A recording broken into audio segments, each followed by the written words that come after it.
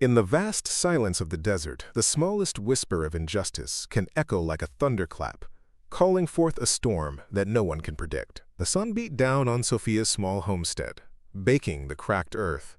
Her well was nearly dry, a constant source of worry. The creek that bordered her land was a mere trickle, diverted upstream by Bartholomew Finch, a man whose wealth was matched only by his greed. She had argued with him just yesterday, her voice tight with desperation as she stood before his grand porch. He had laughed, his face cruel. The water belongs to the man strong enough to take it, he had declared, dismissing her plea. Now, as she looked at her wilting crops, a sense of hopelessness washed over her. Her late husband had poured his life into this land, and she would not let it die without a fight. She would have to face Finch again. Elijah watched the town of Redemption from a distance, a solitary figure against the vast landscape. He wore simple buckskins, his long black hair tied back with a leather cord. He was Pawnee, a former army scout who now walked a path between two worlds, belonging to neither. He saw the struggle of the small ranchers, the arrogance of the wealthy landowners. He had seen Sophia confront Finch, noting the fire in her eyes and the coldness in the old man's heart. It was a familiar story in this land of dust and dreams, a story that often ended in sorrow. He felt a strange pull towards the woman's plight, a flicker of a past he tried to forget, a duty he no longer believed he had. The news spread through Redemption like a wildfire. Bartholomew Finch was found dead on his property, a single wound in his chest. Sheriff Brody, a man whose gut hung over his belt buckle, rode out immediately. He did not go to Finch's grand house to investigate. Instead, he and his deputy made a straight line for Sophia's small homestead. Elijah observed from the cover of a rocky outcrop, his eyes narrowed. The sheriff's haste was unnatural. There was no investigation, no questions asked of anyone else. It was a direct and purposeful march, an accusation already decided before any evidence was gathered. A cold feeling settled in Elijah's stomach. This was not justice. Sheriff Brody dismounted, his boots kicking up dust. "Sophia," he called out, his voice a hollow boom, "you are under arrest for the murder of Bartholomew Finch." She emerged from her small cabin, her face pale with shock and confusion. "What? That is absurd! I did not do it!" The deputy grabbed her arms roughly. As they led her away, Elijah saw Levi, Finch's nephew, standing near the main house. A fleeting triumphant smirk crossed Levi's face before it was replaced by a mask of somber grief. The sheriff did not see it, or chose not to. But Elijah saw. He saw the lie, the setup, and the terrible injustice about to unfold. He knew in that moment he could not let it stand. The jail cell was cold, and smelled of damp stone and despair. Sophia sat on the hard cot, wrapping her arms around herself. The events of the day felt like a nightmare. They said her small rifle, the one her husband had given her, was the weapon. They said her argument with Finch was proof of her motive. It was all a lie, a twisted version of the truth, designed to condemn her. She thought of her farm, of the life she had tried to build. Fear, cold and sharp, pierced through her shock. In this town, with the sheriff so certain and a powerful family against her, she knew her claims of innocence were just whispers in a hurricane. She was alone, and the hangman's noose was waiting. The trial was a farce. It was held in the saloon, the air thick with the smell of stale beer and sweat. Judge Miller, a man who owed Finch a great deal of money, presided with a weary disinterest. Levi took the stand, his face a perfect picture of sorrow. He spoke of Sophia's threats, of her desperation over the water. He twisted her words, painting her as a vengeful woman pushed to violence. He spoke of finding her near the body, a lie so blatant it took Sophia's breath away. She looked at the faces of the jury, men who were friends of Finch, men who looked at her with cold, hard eyes. She saw no hope, no chance for the truth to be heard. The verdict came swiftly. Guilty. The word echoed in the silent saloon, a death sentence delivered without hesitation. Judge Miller sentenced her to hang at dawn, in 2 days' time. A few people in the crowd murmured, but no one spoke out. Sheriff Brody wore a look of grim satisfaction. Levi lowered his head, feigning grief for the crowd. Sophia felt a strange calm settle over her. The fight had gone out of her, replaced by a hollow emptiness. She was led back to her cell, the world outside, fading into a blur. She would die for a crime she did not commit, another forgotten victim of the harsh and unforgiving West. That night, Elijah moved like a ghost through the darkness. He made his way to the place where Finch's body had been found. The area was trampled with the tracks of the sheriff and his men, but Elijah's eyes were trained to see what others missed. He knelt, his fingers tracing the faint outline of a footprint in the hard soil, partially obscured by a bush. It was not Sophia's small, worn boot. This print was from an expensive, custom-made riding boot, with a distinctive V shape carved into the heel. It was the boot of a wealthy man, a man who rode with arrogance, a man like Levi.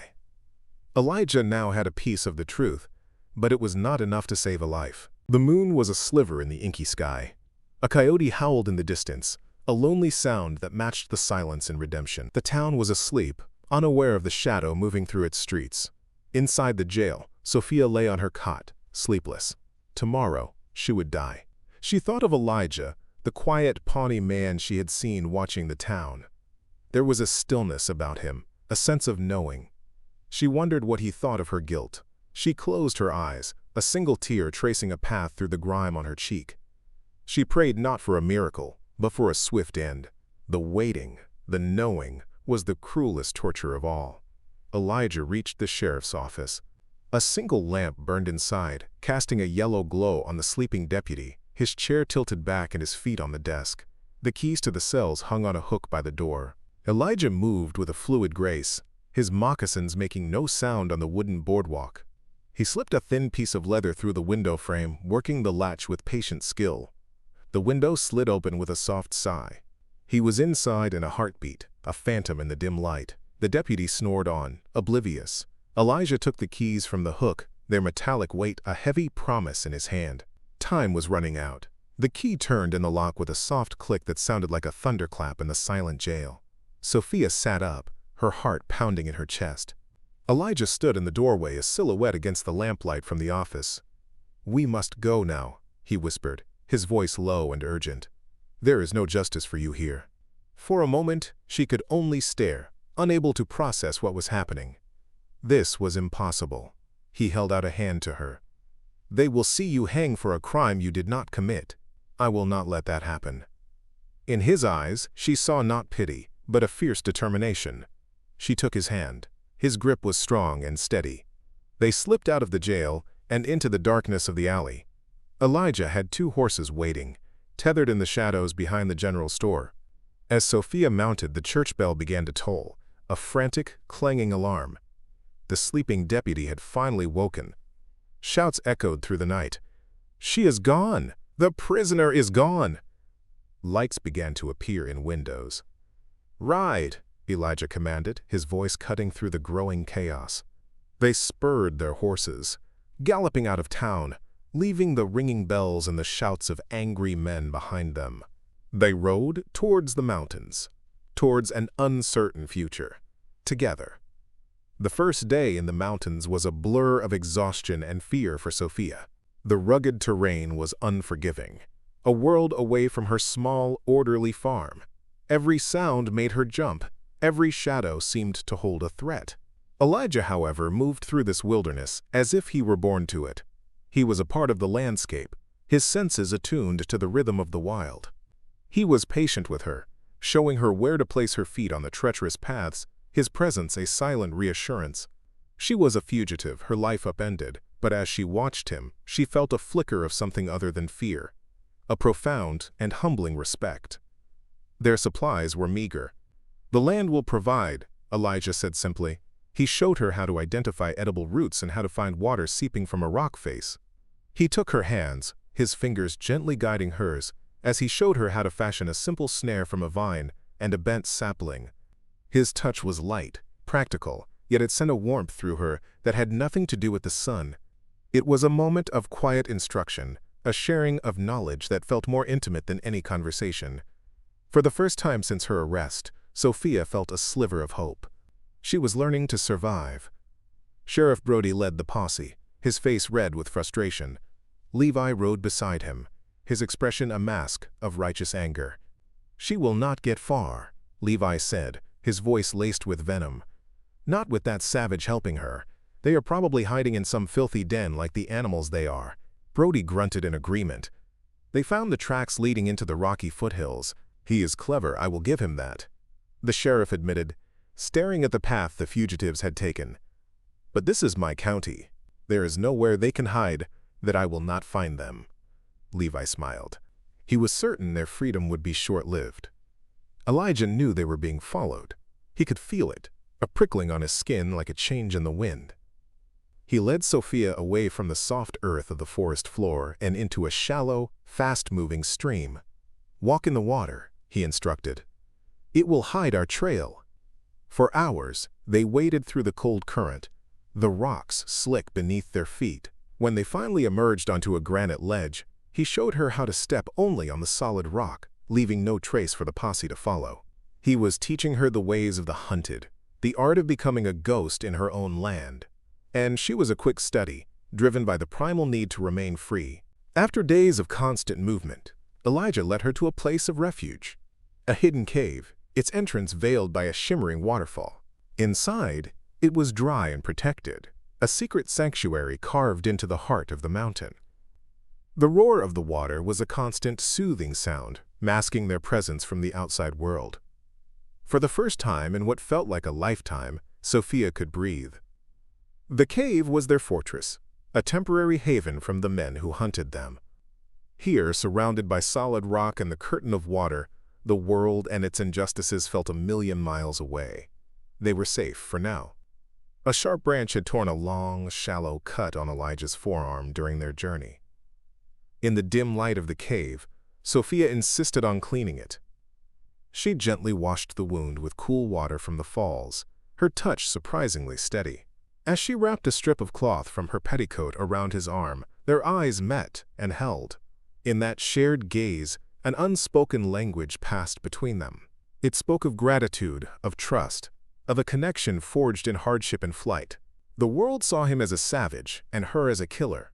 But here, in this hidden place, they were simply two people bound by a shared fate. By the small fire they dared to build, its smoke lost in the mist of the waterfall, they began to share pieces of themselves. Sophia spoke of her late husband, of their dream to build a life from the unforgiving soil. Her voice was soft with memory and loss. Elijah listened intently, his usual silence giving way to a rare moment of openness. He told her a story from his childhood, of learning to track the great eagle, a tale of patience and respect for the natural world. His words painted a picture of a life she could barely imagine, a life of freedom and deep connection to the earth. One afternoon, while Sophia rested, Elijah sat near the cave entrance, carving a small piece of pine with his knife. His hands moved with an effortless precision. When he was finished, he pressed it into her palm. It was a small bird, its wings poised for flight. It was a simple, unadorned thing, yet it was beautiful. She closed her fingers around it, the smooth wood warm against her skin. It was a gift of hope, a symbol of the freedom they were fighting for. Looking at him, at his calm, steady presence, Sophia realized with a startling clarity that her feelings for him ran deeper than gratitude. The safety of the cave was a temporary illusion. Elijah knew they could not hide forever. "We need proof," he said one evening, his voice serious as he stared into the fire. "Words will not save you. We need something they cannot deny." Sophia watched him, her heart heavy. To get proof meant leaving their sanctuary, returning to the world of danger. "Levi," she whispered. "It has to be him." Elijah nodded. "I must get closer. I will go to the trading post near the edge of the territory. Men like Levi, men full of pride and greed, they cannot help but talk. They always make mistakes." He would go alone, but his promise to return was a silent vow. From a ridge overlooking the dusty trail to the trading post, Elijah watched. It did not take long. Levi arrived, not on his usual horse, but in a buggy, accompanied by a man in a fine city suit and a bowler hat. The man looked out of place, his polished shoes coated in dust. Elijah crept closer, using the rocks and brush for cover, his movements as silent as a hunting cat. He was close enough to hear their conversation, carried on the dry wind. They spoke of survey lines, of track routes, and of a final payment. The man in the suit was an agent for the Transcontinental Railroad. The pieces clicked into place in Elijah's mind, forming a clear and ugly picture. The railroad agent spoke of a contract, of Levi's guarantee that the land would be free of all claims. Bartholomew Finch had been proud, stubborn. He would never have sold his ancestral land to the railroad. But with Finch dead, the land passed to his only heir, Levi. And with Sophia, the neighboring landowner with a claim to the water, convicted of his murder and hanged, the property would be completely unencumbered. It was never just about water. It was about a fortune in land, a path of iron and steam cutting through the heart of the valley. Elijah made his way back to the cave, his mind racing. He found Sophia waiting, her anxiety clear on her face. He told her everything he had seen and heard. It was always about the land, he finished, his voice grim. And the railroad. Sophia listened, her initial shock turning to a cold, hard anger. She had been a pawn in Levi's greedy game, a loose end to be eliminated. "He will not win," she said, her voice low but filled with a new and unshakable resolve. "We have the motive. Now we need the proof to show the world what he is." The fear she had felt for so long was burning away, leaving behind a desire for justice. "I saw a footprint," Elijah said, his eyes focused on the cave floor as if seeing the memory there. "At the place where Finch was found. It was not yours. It was from a custom boot, with a V carved into the heel." Sophia's breath caught. "Levi's boots," she said immediately. "His father had them made for him in St. Louis. He is so proud of them he wears them everywhere." It was a small detail, a rich man's vanity, but it could be the very thing that unraveled his entire scheme. It was a piece of physical evidence, something tangible that connected Levi directly to the scene of the crime. But how could they possibly get it? They sat in silence for a long time, the roar of the waterfall filling the space between them. "We need to get one of those boots," Sophia said finally, thinking aloud. "Or at least a clear print of the heel." The idea was audacious, reckless. Levi would be in town, surrounded by people, protected by the sheriff he had bought. To get near him, let alone his belongings, seemed impossible. "And the contract," Elijah added. The railroad agent mentioned a contract. "If we could find that, it would prove the motive beyond any doubt." The plan was forming, a dangerous gamble with their lives as the stakes. They would have to go back. Back to Redemption, the town that had condemned her, the place where wanted posters with her face on them were surely hanging. It was the last place on earth they should go, which was precisely why it might work. No one would expect it. They could use the element of surprise. They would need to get into Levi's hotel room to find the boots and the contract. The risk was enormous. If they were caught, there would be no trial this time, just a rope thrown over the nearest tree. But the alternative, a life spent hiding in the shadows, was no life at all. Elijah looked at Sophia, ready to tell her he would go alone, that he would not risk her life. But he saw the look in her eyes before he could speak. The fear was gone, replaced by a steely determination he had not seen before. "I am going with you," she said, her voice leaving no room for argument. "I was the one they accused. I will be the one to see this through." He saw that the woman he had rescued from the jail cell was gone. In her place was a fighter, a survivor. He nodded slowly. "I started this alone," she continued, a small, sad smile on her lips. "But I will finish it. With you." Traveling at night, they moved through the familiar landscape like specters. The journey back to Redemption was fraught with tension. Every snapping twig, every hoot of an owl, sounded like an alarm. As they crested the last hill, the lights of the town twinkled below, a dangerous beacon in the vast darkness. Sophia's face was on a poster nailed to a tree on the outskirts of town, the drawing a crude and unflattering likeness. Seeing it made her stomach clench, but it also hardened her resolve. She was not that helpless victim anymore. She was a woman fighting for her name, for her life. They found refuge in a place from Sophia's past, an old, dilapidated barn on the edge of what used to be her family's property, before they had to sell it. It belonged to an old farmer named Jebediah, a man who had been a friend to her father. She hoped he would help. When she knocked on his farmhouse door, the old man's eyes widened in disbelief, then softened with compassion. "They wronged you, child," he whispered, ushering them into the barn. "You can stay here. No one will think to look for you on my land." His simple act of kindness was a small light in their dark and dangerous world. Under the cloak of the new moon, Elijah slipped into town. The sheriff's office was quiet. He moved to the side window, the same one he had used for the escape, and found it unlocked. Inside, he searched the sheriff's desk. He found what he was looking for: a stack of telegrams. One was from the railroad, confirming the arrival of their agent, Mr. Davies, for a public signing ceremony. The deal for Finch's land was to be finalized in the town square, the day after tomorrow. It was a public spectacle, a celebration of progress, and it would be the perfect stage for the truth to be revealed. The next night, they put their plan into motion.